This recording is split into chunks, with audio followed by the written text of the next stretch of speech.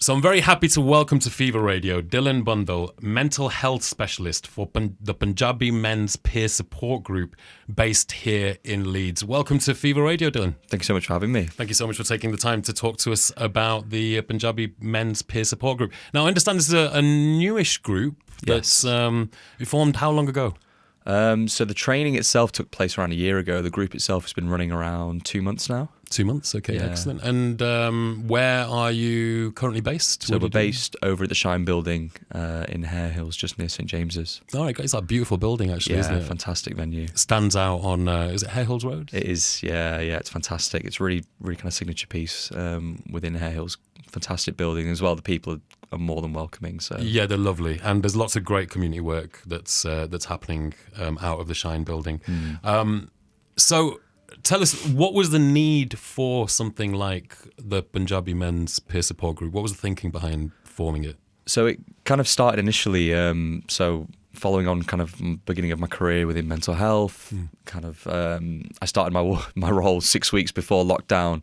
So as you can imagine, sort of mental health exploded at that point. You know, a lot of people really found the COVID period really difficult and challenging, and naturally it was a really difficult time for all of us. It seems to have raised the conversation about mental health in a way that we haven't seen before. Massively. I think there's a lot more awareness and insight around that and kind of what people, their ideas of wellness and what keeps them well. And I feel like people are really a lot more willing to prioritise their mental well-being as a result of the pandemic, which is fantastic. And there's been a more open dialogue as a result of that. Naturally, there's kind of gaps within services, and that's kind of where the Panjabi Men's Group came into fruition, really. I approached Daraki during the pandemic and kind of said to them, look, I'm keen to kind of do some seva, some work with yourselves to kind of help our community and increase representation of Panjabi men within mental health and support them, because typically within services they're deemed as hard to reach or not necessarily represented within traditional NHS talking therapy, and there's a massive stigma around mental health and the South Asian community being hard to reach, but is it more that the services just aren't necessarily designed to support them and that they're not hard to reach, but they're just not services that the people want to access because they're not culturally appropriate? Yeah, it's not got to all be fleshed out. I guess we've got to work out what the solution is to that problem, what the problem actually is in the first place. But I do think though that there's, or I might suggest that there's a lot of nuance within mental health and the way that people might talk about their mental health, might not be in a very direct fashion, and the way that different cultures would go about, people from different cultural backgrounds would go about talking about it can vary, and it can fail to be picked up by people who are trying to support people in their mental health if they don't understand that, I presume. Yeah, 100%. And even the language that's used, what's the word for mental health in Punjabi? There really isn't one. I was going to ask you, what is the word, actually? No, there isn't one. We think of it as like bamar, like illness, and then we're kind of moving away from that term because it's not an illness. It's the same way you look at your physical health. It's something that you keep in check and that we all experience. So I approached Daraki around sort of the summertime of the initial pandemic, and I said to them, I'm really keen to do something.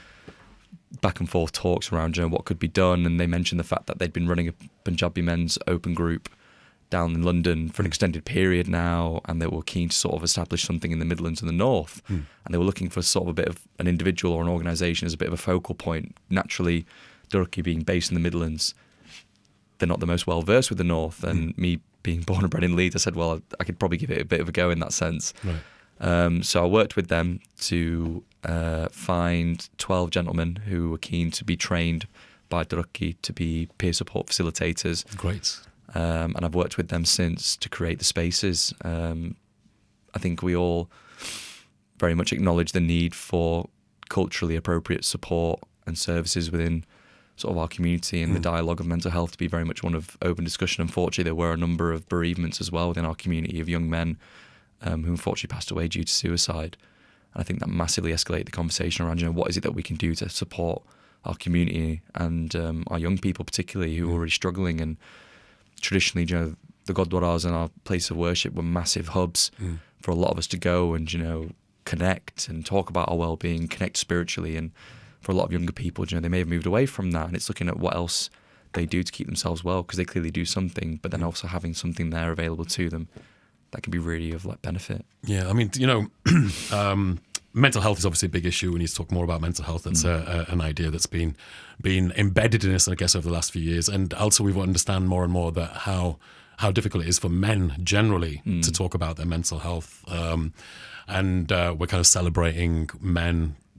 Most of the ones that I've seen are relatively young, maybe, under 40s, speaking up on social media or elsewhere, talking about their mental health. Yeah. But one thought that I've had, my parents' generation, for instance, they don't even know, there's no language for that in Panjabi, Hindi, Urdu, whatever. But they wouldn't know, they have the concept of talking about their mental health. They'd just kind of zip it up and keep on walking on. I mean, are a lot of the men that you're supporting from the older age group?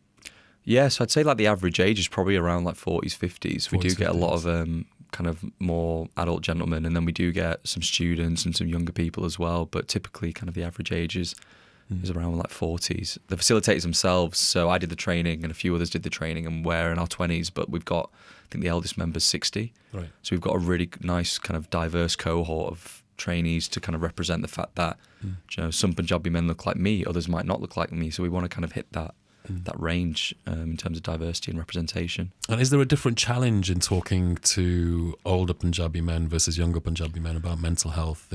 What kind of challenges are faced? I think kind of years of stigma and cultural kind of understanding and their kind of experiences within sort of immigration to the UK and generally if they were raised in the UK, the kind of experiences of racism and intergenerational trauma massively shape their attitudes. The kind of idea of collectivism, diminishing your own responsibility, your own kind of well-being for the sake of the collective and working for your community and putting your kind of own problems aside for the sake of your family, to then have that conversation with the individual to say, no, we want to kind of focus on you now. If they've not done that for 40, 50 years, it's a really, really difficult thing for them to kind of grasp and understand. It's not necessarily a conversation they've had. So we typically go about it by talking about, do you feel lonely at times or do you feel quite angry, as opposed to, going straight in with the typical buzzwords of like anxiety, depression, which, they don't hold a lot of meaning to these people. Yeah. And I guess the conversation, just a general conversation leads on to more conversations, doesn't it? And 100%. You develop trust and things go from there. Yeah.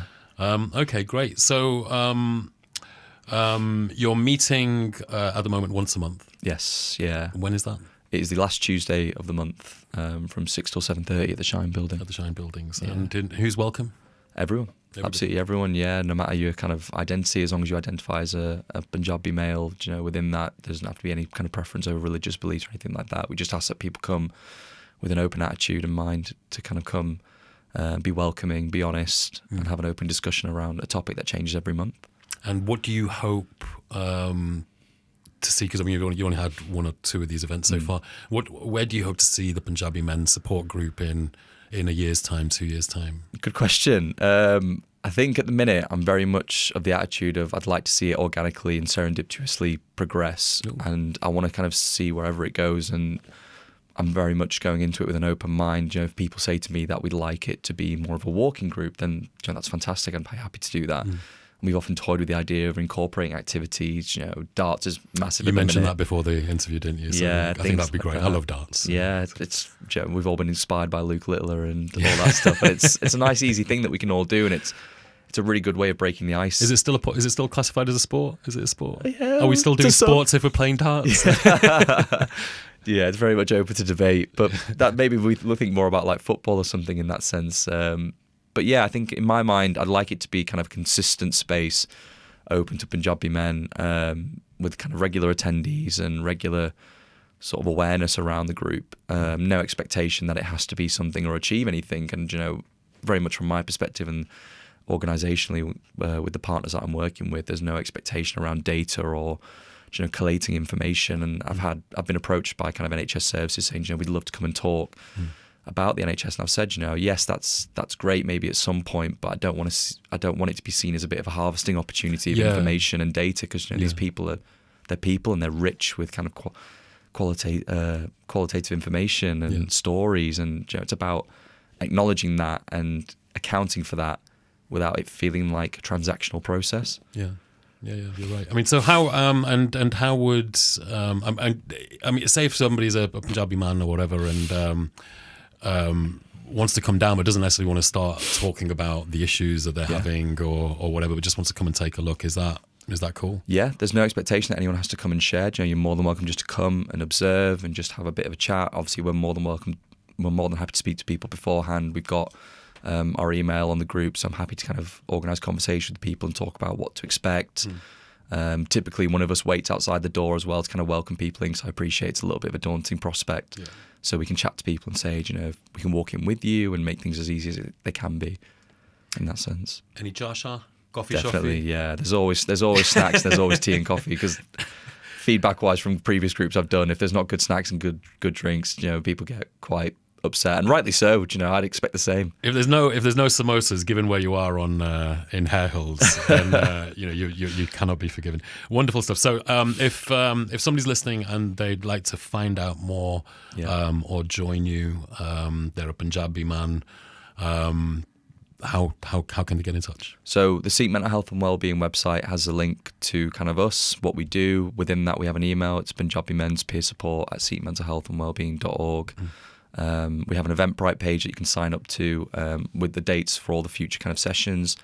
There's a poster as well, leaflets that we can have send over with information. And we just ask people, you know, feel free to come along, attend, reach out.